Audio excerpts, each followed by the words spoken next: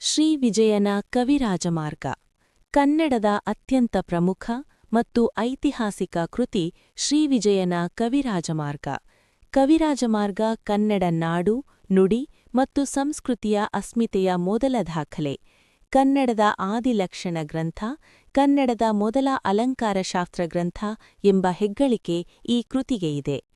ಕ್ರಿಸ್ತಶಕ 850ರ ಸುಮಾರಿಗೆ ರಚನೆಯಾದ ಈ ಕೃತಿಯು ಕನ್ನಡ ಸಾಹಿತ್ಯ ಚರಿತ್ರೆಯ ದಿಕ್ಸೂಚಿ ಎನ್ನಲಾಗುತ್ತದೆ. ರಾಷ್ಟ್ರಕೂಟ ಚಕ್ರವರ್ತಿ ಅಮೋಘವರ್ಷ ನೃಪತುಂಗನ ಆಸ್ಥಾನ ಕವಿ ಶ್ರೀವಿಜಯ ಈ ಕೃತಿಯ ಕರ್ತೃ ಎಂಬುದು ಬಹುಜನ ವಿದ್ವಾಂಸರ ಅಭಿಪ್ರಾಯ. ಮೂಲತಃ ಒಂದು ಅಲಂಕಾರಶಾಸ್ತ್ರ ಗ್ರಂಥವಾದ ಇದು ಕವಿಗಳಿಗೆ ಕೃತಿ ರಚನೆಯ ಅಥವಾ ಕಾವ್ಯರಚನೆಯ ಮಾರ್ಗವನ್ನು ಹಾಕಿಕೊಡುವ ಒಂದು ಮಾರ್ಗದರ್ಶಕ ಕೃತಿಯಾಗಿದೆ. ಎಂದರೆ ಕವಿತೆಗಳನ್ನು ಅಥವಾ ಕಾವ್ಯವನ್ನು ಹೇಗೆ ಬರೆಯಬೇಕು ಎಂಬ ಮಾರ್ಗವನ್ನು ಇದು ತೋರಿಸಿಕೊಡುತ್ತದೆ. ಈಗಾಗಲೇ ಹೇಳಿದಂತೆ ಕವಿರಾಜಮಾರ್ಗ ಕನ್ನಡದ ಲಭ್ಯವಿರುವ ಮೊದಲ ಲಕ್ಷಣ ಗ್ರಂಥ. 9ನೇ ಶತಮಾನದ ಈ ಕೃತಿಯು ಕೇವಲ ಸಾಹಿತ್ಯದ ಬಗ್ಗೆ ಮಾತ್ರವಲ್ಲದೆ ಅಂದಿನ ಕನ್ನಡ ನಾಡಿನ ವಿಸ್ತಾರ ಮತ್ತು ಕನ್ನಡಿಗರ ಸಂಸ್ಕೃತಿಯ ಬಗ್ಗೆ ಅಮೂಲ್ಯ ಮಾಹಿತಿ ನೀಡುತ್ತದೆ. 1.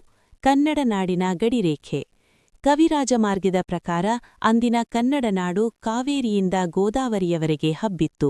ಇದರ ನಡುವೆ ಇರುವ ಪ್ರದೇಶವೇ ಕನ್ನಡದೊಳ್ಭಾವಿಸಿದ ಜನಪದ. ವಿಶೇಷವಾಗಿ ಕಿಸುವೊಳಲ್, ಕೊಪ್ಪಣನಗರ, ಪುಲಿಗೆರೆ ಮತ್ತು ಒಂಕುಂದ ಎಂಬ 4 ನಗರಗಳ ನಡುವಣ ಪ್ರದೇಶವನ್ನು ತಿರುಳ್ಗನ್ನಡ ಸೀಮೆ ಎಂದು ಕರೆಯಲಾಗಿದೆ. 2.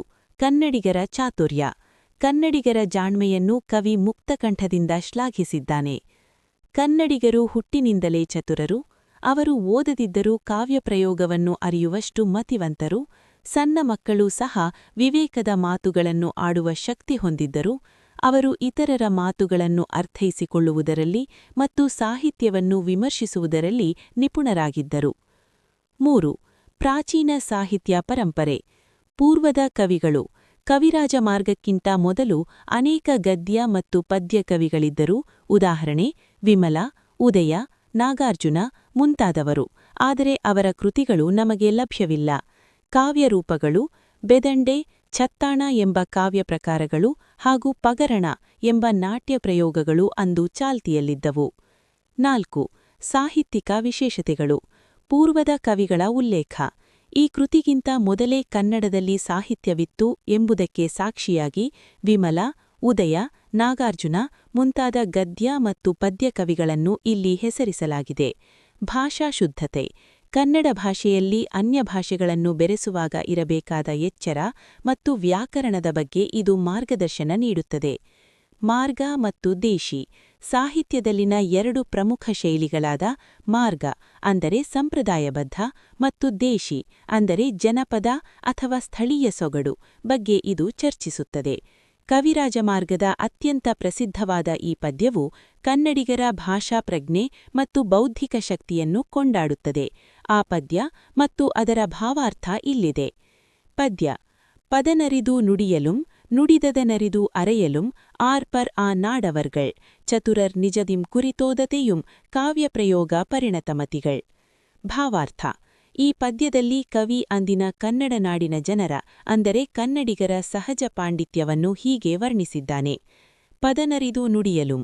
ಕನ್ನಡಿಗರು ಸಂದರ್ಭಕ್ಕೆ ತಕ್ಕಂತೆ ಪದಗಳ ಹದವನ್ನು ಅರಿತು ಅಂದರೆ ಯಾವಾಗ ಏನು ಮಾತನಾಡಬೇಕು ಎಂದು ತಿಳಿದು ಸಂಸ್ಕಾರಯುತವಾಗಿ ಮಾತನಾಡಬಲ್ಲವರು. ನುಡಿದದನರಿದು ಅರೆಯಲುಂ.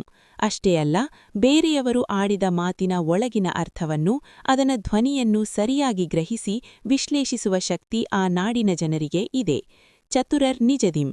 ಇವರು ನಿಜಕ್ಕೂ ಹುಟ್ಟಿನಿಂದಲೇ ಬಹಳ ಚತುರರು ಅಂದರೆ ಜಾಣರು. ಕುರಿತೋದದೆಯುಂ. ಕಾವ್ಯಪ್ರಯೋಗ ಪರಿಣತಮತಿಗಳ್. ಅತ್ಯಂತ ಮುಖ್ಯವಾದ ಸಾಲು ಇದಾಗಿದ್ದು ಕನ್ನಡಿಗರು ವಿಶೇಷವಾಗಿ ಶಾಸ್ತ್ರಗಳನ್ನು ಅಥವಾ ಕಾವ್ಯಗಳನ್ನು ಕುರಿತು ವಿಶೇಷವಾಗಿ ಓದದೇ ಇದ್ದರೂ ಕಾವ್ಯದ ಪ್ರಯೋಗದ ಹಂತದಲ್ಲಿ ತಜ್ಞರಂತೆಯೇ ವರ್ತಿಸುವ ಬೌದ್ಧಿಕ ಸಾಮರ್ಥ್ಯ ಹೊಂದಿದ್ದಾರೆ. ಸಾರಾಂಶ. ಒಟ್ಟಾರೆಯಾಗಿ ಕನ್ನಡಿಗರು ಕೇವಲ ಮಾತನಾಡುವುದರಲ್ಲಿ ಮಾತ್ರವಲ್ಲ, ಕೇಳುಗರಾಗಿಯೂ ಮತ್ತು ವಿಮರ್ಶಕರಾಗಿಯೂ ಅತಿ ಹೆಚ್ಚಿನ ವಿವೇಚನಾಶಕ್ತಿಯನ್ನು ಹೊಂದಿದ್ದಾರೆ. ಕಾವ್ಯದಂತಹ ಸಂಕೀರ್ಣ ವಿಷಯಗಳನ್ನು ಅಭ್ಯಸಿಸದ ಸಾಮಾನ್ಯ ಜನರೂ ಸಹ ಅದರ ಗುಣದೋಷಗಳನ್ನು ಪತ್ತೆ ಹಚ್ಚುವಷ್ಟು ಬುದ್ಧಿವಂತರು ಎಂದು ಕವಿ ಹೆಮ್ಮೆಯಿಂದ ಹೇಳಿದ್ದಾನೆ. ಕವಿರಾಜಮಾರ್ಗವು ಕನ್ನಡಿಗರಿಗೆ ತನ್ನ ಭಾಷೆ ಮತ್ತು ನಾಡಿನ ಬಗ್ಗೆ ಹೆಮ್ಮೆ ಪಡುವಂತೆ ಮಾಡಿದ ಮೊದಲ ಕೃತಿ. ಇದು ಕನ್ನಡ ಸಾಹಿತ್ಯದ ಬುನಾದಿಯಾಗಿದೆ.